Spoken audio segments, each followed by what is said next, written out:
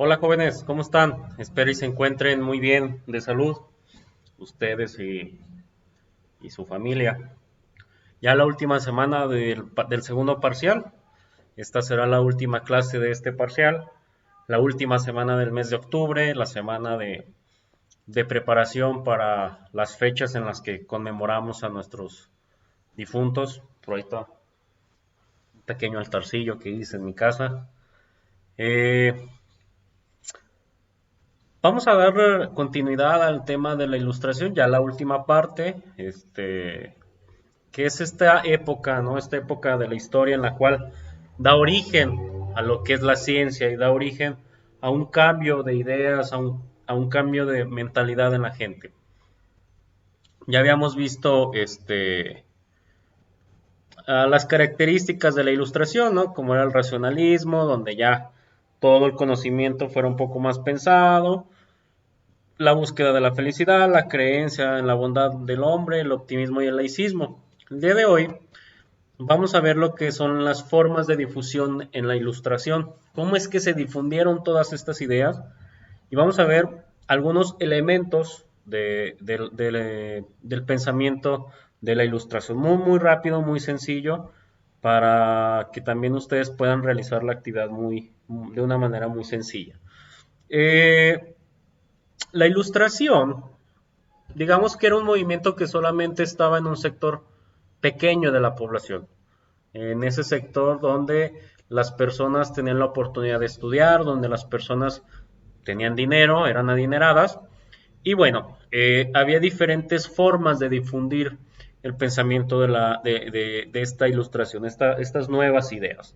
La primera forma era a través de las sociedades científicas, de las sociedades literarias, artísticas o academias. Este tipo de sociedades generalmente estaban apoyadas por los poderes públicos, es decir, eran academias en las cuales ustedes podían,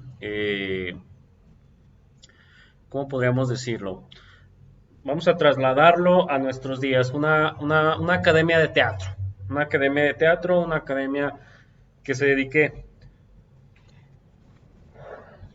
se me fue, que se dedique al fomento de la cultura y que esta academia recibía cierto dinero de los poderes públicos. A través de estas academias era como se difundían las ideas. Otra eran las sociedades de amigos del país. Estas sociedades eran pequeños grupitos que estaban establecidos en ciudades y capitales de provincias. Eran pequeños grupitos que se reunían por así decirlo cada semana y ellos trataban de ver cómo hacer algunos cambios en la vida política, sobre todo en la vida política de sus ciudades, de sus países. La tercera, perdón, eran en salones, en tertulias, cafés o reuniones. Los salones, pues es una especie de un gran lugar donde ellos podían escuchar alguna música, tomarse algún cafecito, alguna copa de vino, y ellos empezaban a dialogar, ¿no? Era un diálogo entre camaradas, ¿no? Como cuando nosotros salimos con nuestros amigos, bueno, a lo mejor ustedes en algunos años van a experimentar este tipo de cosas, ¿no? Que sales de la universidad, y ya cada quien trabaja, cada uno de tus amigos trabaja en diferentes cosas, o sales de la prepa y te reúnes para platicar de la vida, para platicar de los trabajos, para platicar de lo que sucede en el gobierno, para platicar de muchas cosas. Y es en estos lugares de camaradería, que son lugares de amigos, lugares públicos, lugares donde al calor de la noche y con un café, con algo, una bebida, puedes estar dialogando, dialogando. Y al estar tú dialogando vas intercambiando, vas debatiendo las ideas. Y la última, que fue a través de una enciclopedia. Ya en estos días es muy difícil encontrar las enciclopedias en casa, pero todavía a mí me tocó que las tareas que me dejaban eran en una enciclopedia. O tenías que ir a la biblioteca a buscar la enciclopedia o con la enciclopedia que tenías en tu casa. La enciclopedia no es más que un diccionario ilustrado que recoge todo el conocimiento. pero que tenía que cumplir una característica importante. Ese conocimiento tenía que ser científico. Entonces la enciclopedia es un libro muy grande, que está ordenado alfabéticamente según los temas. A ustedes ya no, pues básicamente ya no les toca esto, ustedes ya son una generación, podríamos decir, hasta cierto punto beneficiada, porque con el solo hecho de teclear algo en su celular inmediatamente lo encuentran. Y nosotros, bueno, al menos a mí todavía me tocó que tenías que ir a la biblioteca, tenías que sacar un libro y a escribir, a escribir. Todavía a mí las computadoras sí me tocaron, pero no era tan moderno el asunto como ahora. Pero eso también los hace un poco vulnerables, porque ¿qué es lo que hacemos cuando buscamos una información en Internet? Buscamos y lo primero que nos salga es lo que ponemos en el documento. Y no nos ponemos a leer, no nos ponemos a reflexionar. Por eso es importante que lean antes de poner las cosas en los documentos y no copien y peguen, sino que más bien hagan resúmenes, hagan paráfrasis, síntesis con sus palabras para que de alguna forma su cerebro pues sepa de al menos de lo que están hablando, ¿no? Entonces estas eran las formas de difundir el conocimiento ilustrado, este conocimiento, este cambio de pensar en la gente, en las enciclopedias, en los salones, en las pláticas de amigos, en las sociedades, en las academias, y eran pequeños grupitos, y de ahí pues se va expandiendo todo el conocimiento. El pensamiento ilustrado, no solamente nos tenemos que quedar con que fue este cambio en la forma de pensar en cuanto al conocimiento, ¿no? Ya vimos que anteriormente era lo que decía la iglesia o lo que decía el régimen antiguo, y después surge alguien que empieza a pensar, reflexiona y dice, no, es que las cosas suceden de esta forma, ¿no? También hubo cambios en algunos conceptos y en algunas formas de ver lo que es de nuestra vida cotidiana, y que si no hubieran surgido, probablemente no tendríamos lo que tenemos ahora. Por ejemplo, en el concepto de Estado, cuando nos referimos al concepto de Estado, nos enfocamos sobre todo en la cuestión en cómo se gobierna, en la cuestión en cómo se organiza el gobierno. En el antiguo régimen, el Estado lo manejaba una sola persona, y esa persona era la que tenía todo el poder, ¿sí? Estamos hablando de la época en las que había reyes. Cada población tenía un rey, y lo que decía el rey era lo que se hacía, punto. Así existieron reyes que eran muy buenos, reyes que apoyaban a la población, y había reyes que eran todo lo contrario, reyes que eran autoritarios, que eran violentos, que mataban a la población si no lo seguía, etcétera. Y la ilustración, ¿qué es lo que cambió? Cambió en que el poder no tiene que estar solo en una persona, se tiene que dividir. Y es donde surgen las divisiones de poderes. Las divisiones de poderes, generalmente, bueno, lo trasladamos a nuestro país, que es ejecutivo, legislativo y judicial, son contrapesos. Así se les llama a las divisiones de poderes, contrapesos. ¿Por qué? Imagínate tú, por ejemplo, que hay un rey que diga, vamos a matar a todas las personas o vamos a meter a la cárcel a todas las personas que no usen cubrebocas. Bueno, pues es una norma buena, es una norma que a lo mejor va a servir para mitigar, ¿no?, la cuestión del coronavirus.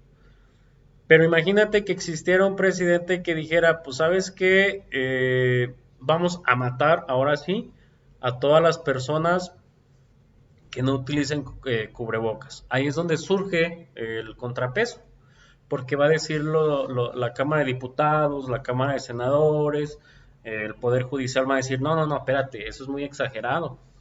¿Sabes qué? Mejor hay que disminuir la pena. En vez de matarlos, pues hay que meterlos a la cárcel, hay que castigarlos, o hay que ponerlos a que hagan un servicio público. Para eso sirven los contrapesos, para ya sea mitigar o aumentar o mejorar las decisiones del monarca, ¿sí? La forma de gobierno también cambió. La forma de gobierno en el antiguo régimen era absolutista. El régimen absolutista es el que tiene un solo rey. y con la Ilustración cambia a una forma democrática basada en la soberanía. Actualmente todavía tenemos países que tienen reyes, Inglaterra, España, que son los más representativos. Pero a pesar de que existen todavía esos reyes, es una forma democrática, porque esos países eligen a su primer ministro a través del voto. Y el primer ministro o el presidente de la República, como se llama en España, son los que dirigen el país. Y la figura del rey ya se quedó solamente como una figura por representativa, una figura simbólica, ¿sí? Se quitó lo que, vamos, ya no es lo que diga el rey de España, va a ser lo que se va a hacer, no. Ahora hay un presidente, hay una Cámara de Diputados que son los que mitigan este poder del rey. También en aquella época, en el antiguo régimen, los derechos humanos solamente existían para las clases privilegiadas, para los ricos, para los que estaban estudiados, para los que estaban en alguna religión, etcétera, ¿no? Los que eran ministros más bien de alguna religión. Y el pensamiento ilustrado cambia esta concepción de que los derechos solamente son para las clases privilegiadas y ahora ellos dicen no, tiene que ser para todos, sin distinción social. Tiene que ser para ricos y pobres, para chicos y grandes, para todos. La función de la economía también cambia, porque en el antiguo régimen la función económica era centralista. ¿Qué quiere decir esto? Que el gobierno era el que decía qué era lo que se necesitaba en el país, qué era lo que se vendía y a qué precio. ¿Sí? El gobierno era el que tenía la decisión de todo. Y el pensamiento ilustrado dice, no, es que el gobierno no se tiene que meter en las cosas que se venden o en el precio en el que se da. Para esto les voy a dar un ejemplo no actual, pero sí reciente, que es en nuestro país. Ah, mm, Mi papá tiene una tortillería. Cuando yo era niño, les estoy hablando de hasta el año 96, 97, antes del 97, el precio de la tortilla estaba regulado. ¿Qué quiere decir esto? Que el gobierno le decía a todos los tortilleros, tú no puedes vender la tortilla a menos de 3 pesos el kilo, que era más o menos lo que costaba en aquella época. No puedes vender el precio de tortilla a menos de 3 pesos, pero tampoco lo puedes vender a más de 3.50 pesos. Entonces, si alguien quería vender el kilo a 4 pesos, el gobierno pues se daba cuenta, porque había muchos inspectores en las tortillerías, y el gobierno cerraba el negocio. Te multaba o te cerraba, cualquiera de los dos. Y además, el gobierno no solamente regulaba el precio, sino que también regulaba la cantidad que tú vendieras. ¿Por qué? Porque el gobierno solamente mandaba ciertas cantidades de harina a las ciudades y pues eso se repartía en todos los tortilleros. Era algo muy, muy pesado. Pero viene la liberación del precio en el 97, 98, no recuerdo exactamente, y ahora cada tortillero determina a qué precio da la tortilla. Y así ustedes pueden ir, por ejemplo, al centro de la ciudad, donde la tortilla la dan a 16, 17 pesos, y si se van a una colonia del oriente, probablemente la encuentren en 14, 13 o hasta 12 pesos. O pueden ir a una tienda donde se las den a 15 y en otra tienda se las den a 16. Eso es la no intervención del Estado, que cada persona determine el precio del producto en el que da. Otro ejemplo más reciente, que es el de las gasolinas. Las gasolinas hasta el 2013 más o menos, solamente las vendía Pemex y para todo el país, bueno, se dividía en zonas el país, pero prácticamente todo el país tenía el mismo precio de gasolina. Ahora no, ahora con la reforma energética del 2014, si se fijan, ya hay que gasolineras de Total, hay Epson, Chevron, Pemex, hay Oxogas, hay muchas marcas de gasolineras y cada gasolinera pone el precio que quiera, ¿no? O sea, según la zona en la que esté, según las ventas, pues ya sabes si le sube mucho o si le baja mucho al precio. Pero eso es la función económica, la no intervención del Estado. Y tenemos algunos ideólogos importantes. En el antiguo régimen, pues es Rousseau y Hobbes. Y en la Ilustración, los ideólogos importantes son Montesquieu, Rousseau y Voltaire. Ellos son los que más o menos resumen esta cuestión. No, no la resumen, más bien son los creadores de toda esta cuestión de cómo tiene que ser el Estado, la forma de gobierno, los derechos, la función económica. También falta por ahí Adam Smith, que es el de la función económica. Básicamente este es el último tema del segundo parcial. Si se fijan es muy corto, es muy pequeño.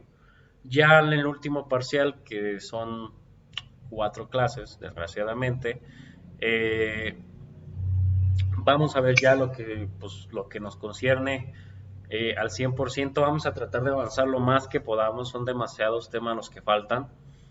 El jueves, si mal no recuerdo, si el jueves tenemos videollamada.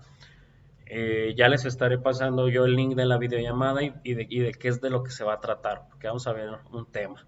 Entonces, cuídense mucho.